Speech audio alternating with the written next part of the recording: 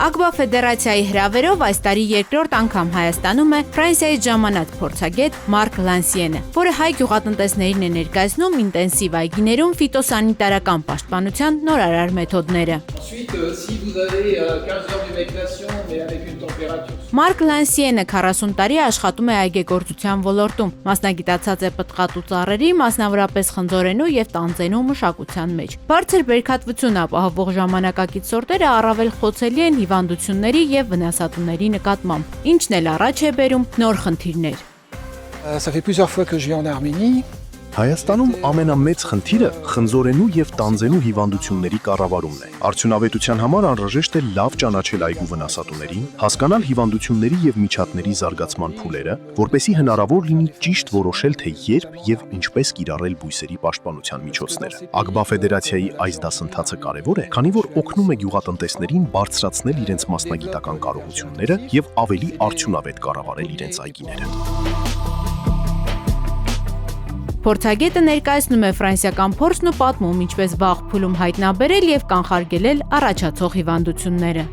Donc là on a abordé les maladies et les problèmes. Հայ ֆերմերները երբեմն նույն նյութերը հաճախակի են օգտագործում, ինչի հետևանքով ձևավորվում է դիմադրողականություն։ Ներկայացնում եմ այլընտրանքային մեթոդներ, որոնք թույլ են տալիս նվազեցնել քիմիական նյութերի օգտագործումը այգում։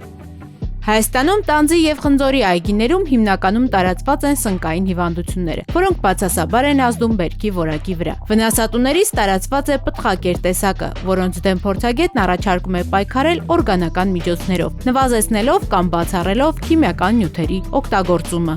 Ագբա ֆեդերացիայի նպատակն է նման մասնագետների ներգրավումով մեր ֆերմերներին ծանոթացնել շատ պարզ մեթոդների հետ, որոնք որ Հայաստանում դեռ չեն կիրառում եւ այս առումով Մարկի այցելությունը այստեղ շատ մեծ նշանակություն ունի։ Նա ներկայացնում է այսպես կոչված կենսաբանական պայքարը վնասատուների դեմ, կան սանիտար միջատներ, որոնց միջոցով պայքարը իրականացվում է օրգանական ճանապարհով եւ բույսերին քիչ վնաս տալով։ Եվ նա առաջարկում է, որպեսզի մենք ավելի բարենպաստ պայմաններ ստեղծենք հենց այդպիսի միջատների համար։ Լանսիենը առաջարկում է, որ քիմիական պայքարի կիրառման ժամանակ հաշվի առնեն, որ այդ պայքարը չվնասի հենց այդ սանիտար միջատներին։